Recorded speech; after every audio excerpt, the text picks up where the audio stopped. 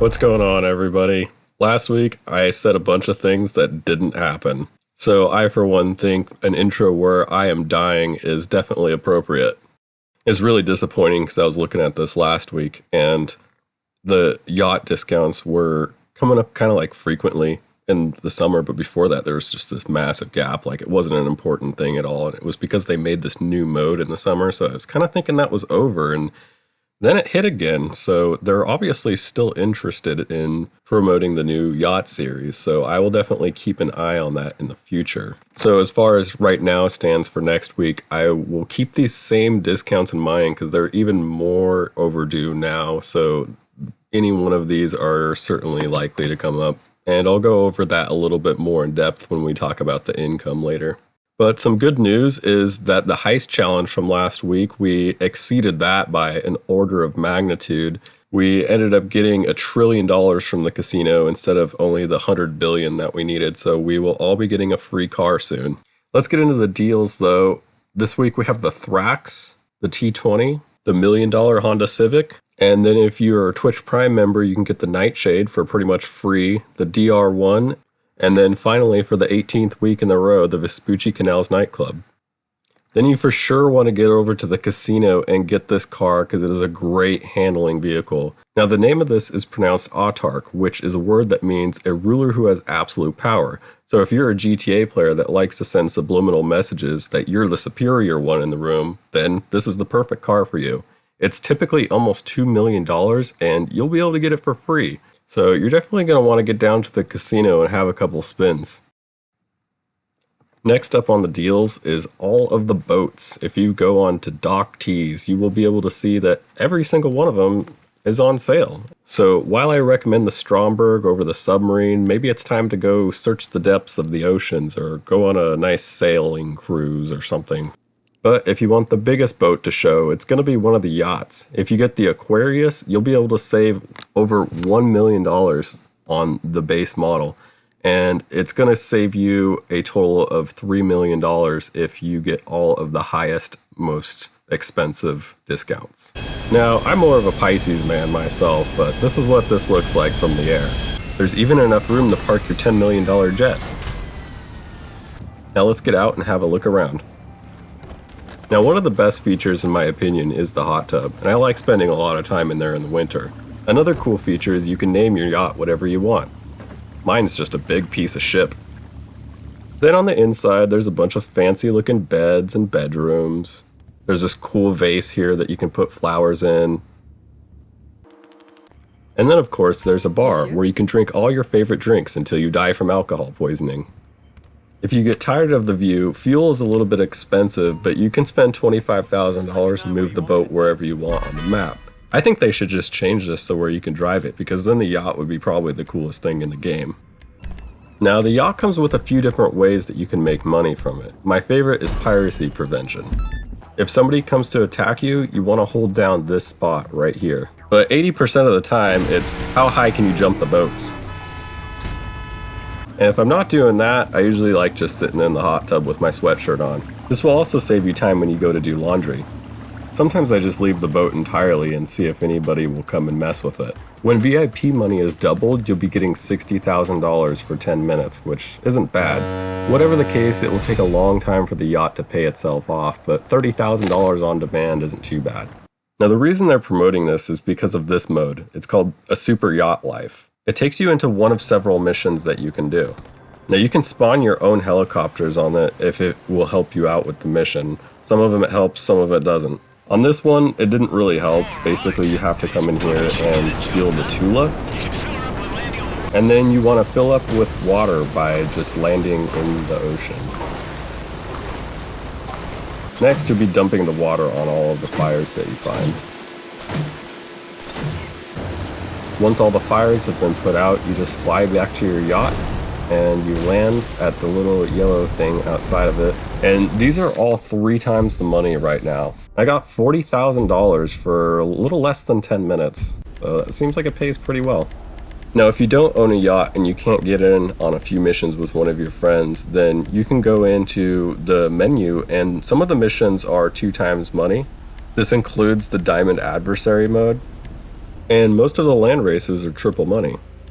The lobby races this week are the RC car race at Vespucci Beach, and unfortunately it's not triple money, the land race over at Cypress Flats. This is the location that you want to pin on your GPS. You'll be following it most of the way until you get to the wind farm. Basically, you're going to smash through this fence right when you first start, and you're going to follow this road to the left here on the dirt. Now you got to keep it pinned here and then go far right to get this good line right here, but I hit a car that time. It ended up working out okay, but that area can be a little tricky with the traffic. This race, you need a fast car like the T20, and remember, if you can't afford a supercar, you might be able to win the Autark at the casino. So here we're still just following the GPS, and it's wet and rainy, but this car still manages to hold, and this is a real tight corner with all those conditions, but the T20 will get the job done. Then once you get on the highway, you just stay there and keep going. Your GPS is going to tell you to go off of the road right here, but we're not going to do that. What we're going to do is continue to go up the highway until this bridge is starting to meet the level of the road that you're on. At that point, there'll be this little smoother area that you shoot across the railroad tracks and head up towards the windmill. Now, don't do what I'm about to do right here, because that definitely doesn't help you in a race, but I was still able to finish about a second early, so there's still plenty of hope. The same could be said for the RC car race.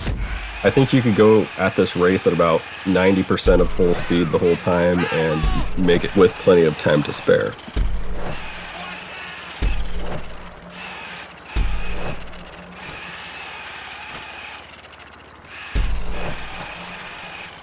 Be careful going over the bumps because they can make you spin out. And you have to watch out for all of the raised concrete.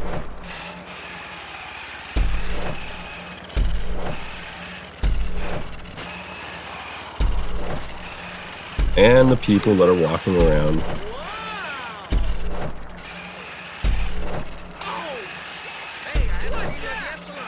Doesn't really seem like this race has a clear layout, but if you practice it a few times, it will start kind of making sense.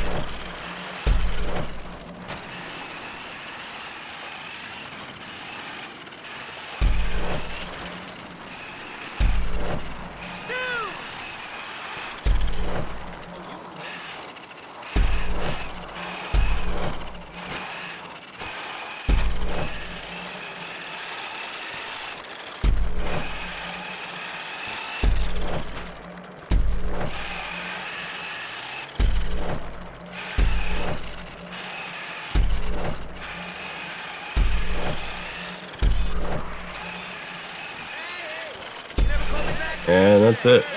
I actually did get that first attempt, and so I was able to make $100,000 in 2 minutes. Then moving on to the discounts for next week. I still am projecting those same ones that I mentioned last week. It's a little unfortunate that we didn't get another week in a row of predicting them right, but 3 wasn't too bad. This discount right here is the Akula, which is definitely looking like it's overdue and pretty much trending. I mean, it gets these long gaps in between sales. And then we have the Arena and the Renovations. These are just vehicles right here, so it's actually been a pretty significant amount of time since they've tried to promote that. Earlier in the year, there was a big gap as well, so I definitely feel like we're due for this to repeat. Another thing that's starting to show up is the bunkers as well.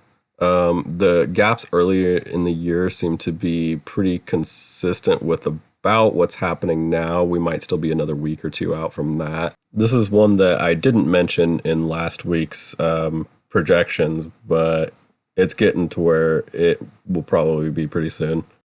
And CEO offices are coming up with a little bit bigger gap than what we have been seeing for the last couple months. They were definitely hitting, it seemed like once a month or every month and a half, minus the gap earlier in the year, which is pretty much what we could be returning to right now, but not sure on that. And then the hangars look like they're due again, maybe within a week or so. It's hard to say. But essentially, I will keep all of the same predictions because now I think they're especially overdue. And that goes for both of the Oppressors as well. It seems like there's been a long time since they were on sale, and they were definitely more frequent earlier in the year. RC Bandito, same thing, still just extremely overdue. Just look at these gaps earlier in the year. They're like much sooner than what we're seeing now. And the RC Bandito is pretty good for income. It really, pays itself off faster than the Yacht will. They're also a really cool vehicle to drive around and be in the lobby with because they'll instantly take you off the radar and you can use it to defend yourself. And that's the reason I track them, is they're pretty good to have. Looking at our discounts versus income graph, we can see that the decrease in this week's discounts is perfectly matching this downtrend from the peak back in July. And we're still holding this lower support level right here, which these lines cross and indicate that really soon we should be getting like some holiday sales perhaps, right? So combining the news with the technical analysis, basically this means that we need to be stocking up cash right now because we're at these low levels where there isn't a whole lot of discounts. It gets us into this mood where we feel like there isn't ever going to be any discounts coming that we should wait for, and so we'll blow all of our money, and then that will in turn make us buy shark cards. After all, Christmas is right around the corner. And there is going to be winter DLC as well, so all of these things sounds like a big conspiracy theory that's going to be here in any time to leech us of all of our money. And if you're not the type that buys shark cards, it's going to be here to leech you of all of your time. So last but not least, we have the T20 as the car of the week. Now this is a close tie between the Autark, and I'll be honest, I think the Autark is actually faster, but there's something about the McLaren, that you just can't look away from. This has been my favorite car since I ever started playing the game. It's got amazing handling, it's fast acceleration, and it's got great top speed. And we saw it win the race, so it's definitely gonna do the job. And the bonus feature is when you get blown up by a griefer, it taxes them $20,000. So if economic warfare is your choice, then this is the car for you. So that's all for this episode. Just remember that we have some DLC on the way. If you like the deals, obviously go for them. But just remember that there's something new around the corner. And the better long game plan might be to stack your cash. So remember to boat safely, and I'll catch you next time.